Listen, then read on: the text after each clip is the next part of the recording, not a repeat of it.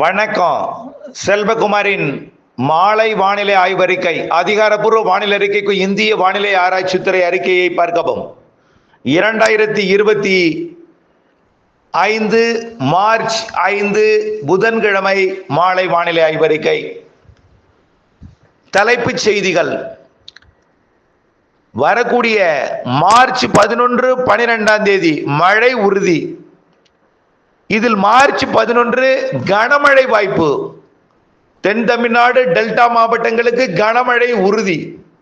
தென் மாவட்டங்களுக்கும் உள் மாவட்டங்களுக்கும் மழை வாய்ப்பு.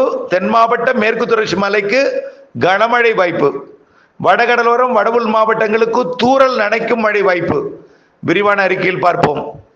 தற்பொழுது உயரழுத்தம் இருக்கிற காரணத்தினாலே தமிழ்நாட்டிலே உயரழுத்த குளிர்காற்று 24 மணி நேரமும் நுழைகிறது. ஆனால் இரவிலே சூரியன் இல்லாத காரணத்தினாலே இரவில் குளிர்ந்த காற்று தொடர்ந்து உள் மாவட்டங்களுக்கு போகும் பொழுது கரூர் பரமத்தியில் 19 டிகிரி செல்சியஸ் வெப்பம் நேற்றைக்கு பதிவாகியது. பகலில் அதே குளிர்காற்று கடலோரத்தில் நுழையும் பொழுது சற்று வெப்பம் தணிவாகவும் உள்ளே போக போக அந்த குளிர்காற்று வெப்பம் அடைந்தும் ஈரோடு மற்றும் நாமக்கல் சேலம் மாவட்டத்தின் மேற்கு பகுதிகள் கரூர் மாவட்ட பகுதிகளுக்கும் அனல் காற்றை கொடுக்கிறது.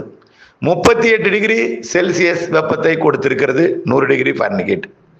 இது சென்னையில் நுழையக்கூடியது திருப்பத்தூர் மாவட்டத்தில் போய் 100 டிகிரியாக வைத்திருக்கிறது. அது அதே போல செங்கல்பட்டு மாவட்டத்தில் நுழையும் பொழுது திருவண்ணாமலை மாவட்டத்தின் வடக்கு பகுதிக்கு 100 டிகிரியாக வைத்திருக்கிறது.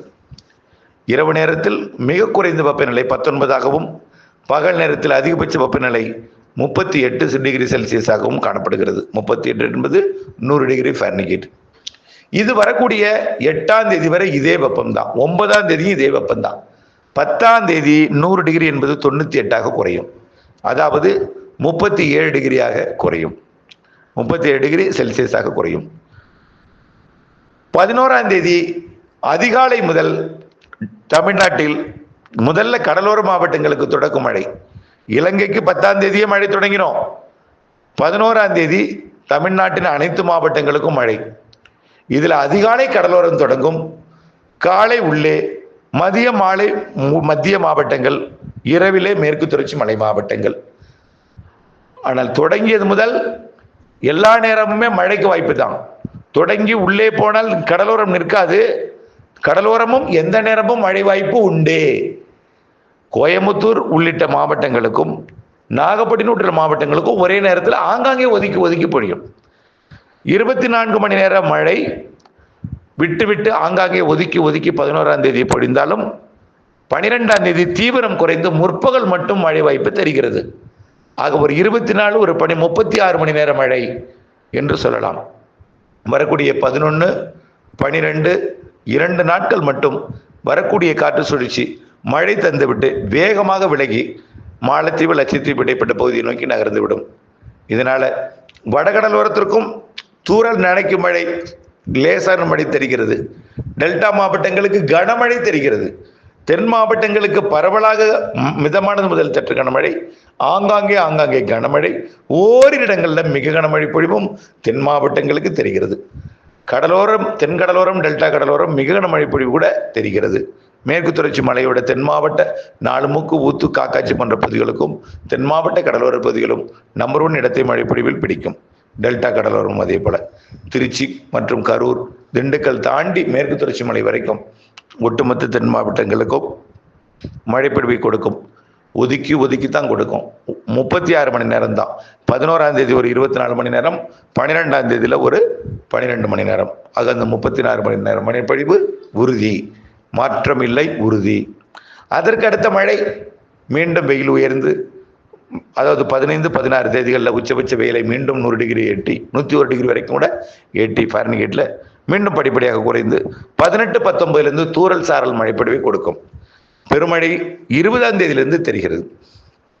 21, 22 என்று மாத இறுதி வரைக்கும் காற்று சுழற்சிகள், குழப்பமான வானிலை, நனைக்கும் மழை, லேசான மழை என்று மழை வானிலையை தொடர்ந்து கொடுத்து கொண்டிருக்கும்.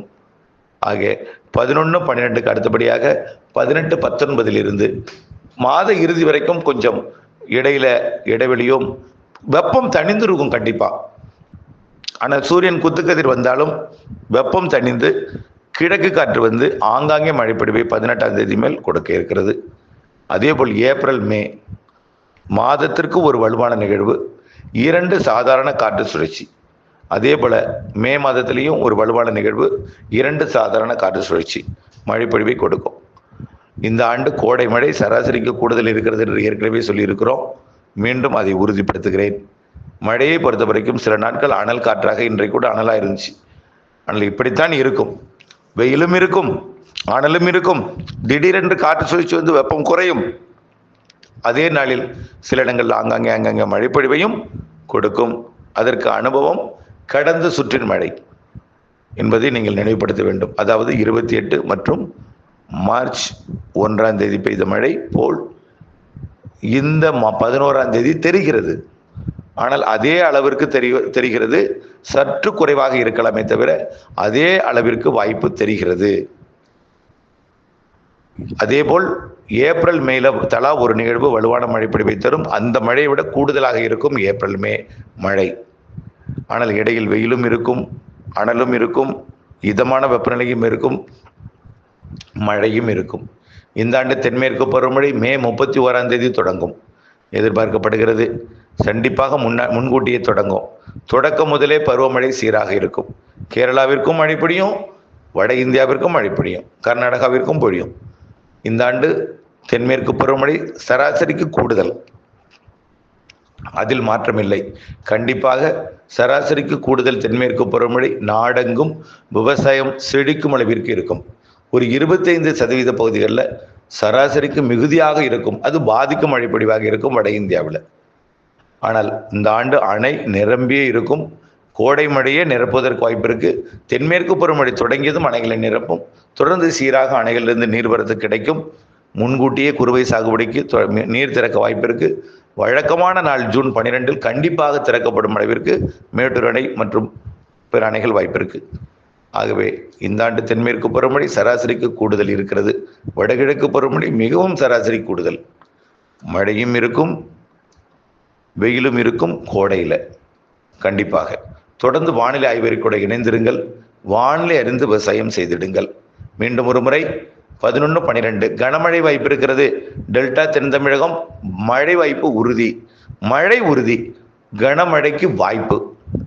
தென் மாவட்டங்களின் அனைத்து பகுதிகளுக்குமே வாய்ப்புண்டு. டெல்டாவின் உள்பகுதி வரைக்கும், மத்திய மாவட்டங்கள் மேற்கு மாவட்டங்களுக்கும் உண்டு. ஆங்காங்கே ஒதுக்கி வடகடலோரம் நனைக்கும் மழை, வட உள்பகுதிகளில் ஆங்காங்கே தூறல் நனைக்கும் மழை. தொடர்ந்து இணைந்தே இருங்கள். நன்றி.